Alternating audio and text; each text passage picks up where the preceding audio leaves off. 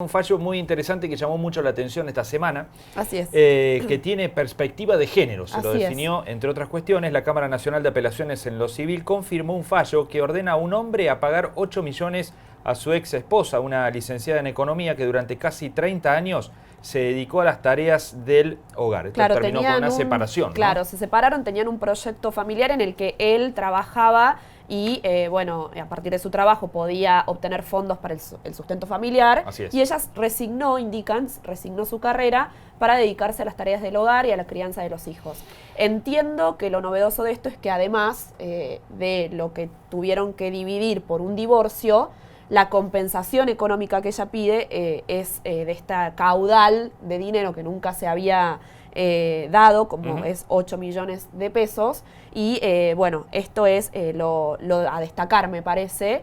Indican que el fallo tuvo cuestiones a atender de perspectiva de género, así ¿no? Es, porque ella ha resignado su carrera y, bueno, luego del divorcio ella apela que tuvo un mal pasar, dificultades económicas, entonces pide ahora este resarcimiento económico. Bien, bueno, y para hablar de esto tenemos, nos damos un gusto de recibir aquí al ex juez en lo civil, Rolando Guadaña, docente también. Doctor Guadaña, ¿cómo le va? Gracias por venir. Buenos días, no, al contrario, gracias por la invitación, buen día. Bueno, ¿qué tan novedoso es este fallo? Es novedoso, como decían acá, por el monto que ha fijado. También podemos decir que es novedoso, aunque no tanto por los fundamentos que también ustedes han mencionado. Digo novedoso, pero no tanto porque se han venido dictando varios fallos con perspectiva de género, no solamente en este tipo de asuntos. Bueno, hay una recomendación incluso de la Corte Interamericana de que todos los integrantes del Poder Judicial tienen que recibir formación en perspectiva de género. ¿Qué significa esto que por ahí suena medio raro y después vamos, si quieren, un poco más al detalle del fallo? Esto parte de considerar que hay una estructura desigual dentro de la sociedad, producto del patriarcado y de esta desigualdad que hay entre hombres y mujeres, que va generando estereotipos. Entre los estereotipos está, en la familia tradicional de nuestro país y en gran parte del mundo, el hombre es el proveedor, es el que genera los recursos, y la mujer es la responsable de los cuidados, es decir, de la familia, del hogar, de los chicos. Esto genera una desigualdad en todos los niveles.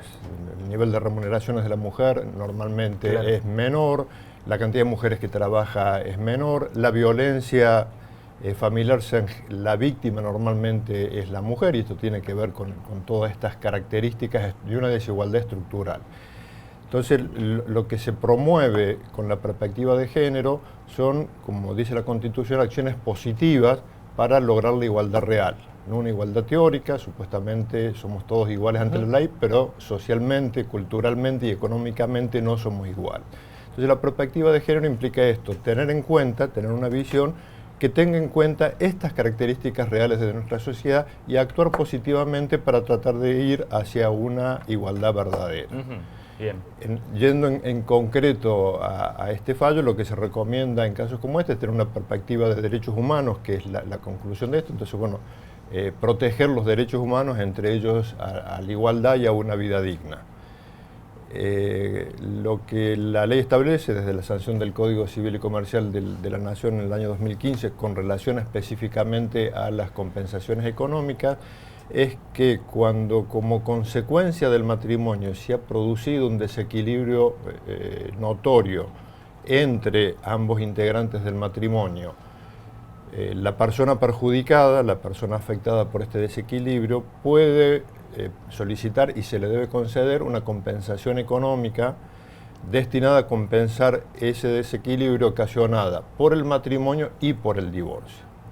Y la ley fija una serie de pautas, de normas abiertas, no establece un monto determinado, sino algunos criterios que deja abierto la discrecionalidad, que no es arbitrariedad, la discrecionalidad de los jueces, que fijen el monto y desde ya que lo tienen que fundamentar. Claro. Lo que aparece acá, digo, como novedoso, además de haber invocado expresamente la perspectiva de género, que me parece algo importante de destacar, insisto, hubo una condena de la Corte Interamericana dirigida contra la nación argentina para que promueva la formación de magistrados, funcionarios y todos los integrantes del Poder Judicial en perspectiva de género, por algunas resoluciones que no tenían en cuenta esto. Entonces es importante este enfoque desde los derechos humanos, pero además, bueno, también llama la atención el monto, ya que por los antecedentes que yo he consultado, siempre se han fijado montos inferiores, aun cuando esta misma jueza había fijado a favor de una abogada, más o menos por la misma fecha, una suma de 1.500.000 pesos. Claro. ¿Y esto a qué puede responder? Yo la verdad no encontré el fallo completo porque salió publicado ayer, sí. Pero salió un extracto, también uno sabe que por ahí no reflejan 100%, el 100%, claro. Y ahí da las pautas generales que tuvo en cuenta la jueza, pero no los cálculos concretos.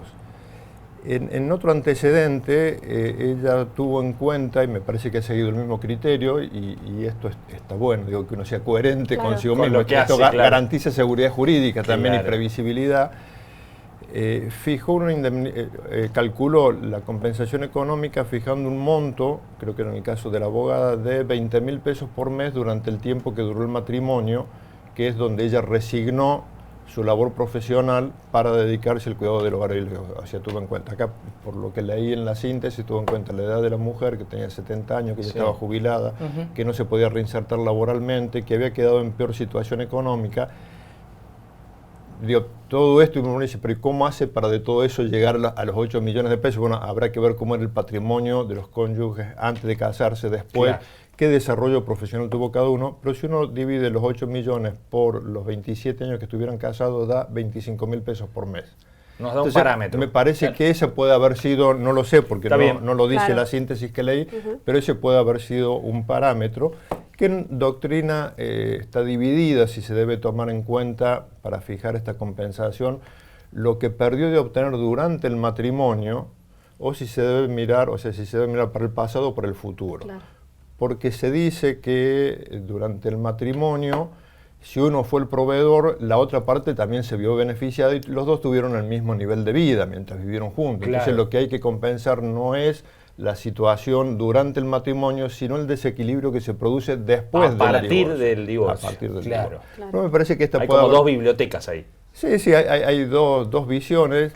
Es mayoritaria la que dice hay que mirar para el futuro, pero hay que tener en cuenta también lo que pasó, lo que se fue resignando, porque eso también condiciona. Digamos, si esta mujer, licenciada en economía, se hubiera dedicado, a lo mejor, si habían separado unos años antes, a los 60, 61 años, podría haber seguido trabajando en su consultor, en lo que sea, con muy buenos ingresos. De golpe, por lo que leí también, el marido la abandona, en edad jubilatoria no consigue trabajo, tiene un muy mal pasar económico, entonces, bueno, ¿cómo hacemos para que esta persona se vea compensada por ese desequilibrio que le produjo el matrimonio y la disolución del vínculo? Claro. Los contratos o acuerdos prematrimoniales, digamos, vendrían a solucionar un problema de este tipo. Por ejemplo, digo, si hubiesen acordado un contrato ante una separación, ya saber la división de bienes. A esto viene la figura del acuerdo prematrimonial. Sí, el acuerdo prematrimonial lo que hace es potenciar lo que nosotros llamamos la autonomía de la voluntad, es decir, que sean las propias partes interesadas las que regulen los efectos de las decisiones que van tomando. Entonces permiten que con relación a la distribución de bienes y demás, se puedan pactar y tengan claro qué es lo que se va a hacer durante el matrimonio y después del matrimonio, permitiendo ahora lo que no estaba permitido seguramente cuando estas personas se casaron, que es tener patrimonio separado, es decir, que no vaya todo al patrimonio de la sociedad conyugal, a la comunidad de bienes como era antes, cuando se casaba y todo lo que ingresaba por la labor o por lo que sea de cualquiera de los dos cónyuges, a la liquidación de la sociedad se tendría que repartir igualitariamente. Ahora se puede pactar que lo que ingrese un cónyuge sea para él y no se reparta. Claro. Le quiero preguntar, doctor, y salgo de lo que fue su fuero, me meto al fuero federal y lo que escuchamos en términos de su opinión, ¿no? por conocer lo que es un poco lo que, no sé, lawfare, partido judicial, la situación que se vive, Comodoro Pi, tanta política en el medio de la justicia. ¿Qué opinión se tiene al respecto? ¿Está Hay como un cambio de paradigma que hay que buscar, se politizó todo demasiado para un lado, para el otro, de lo que vendría a ser la grieta nuestra y la situación que se vive hoy.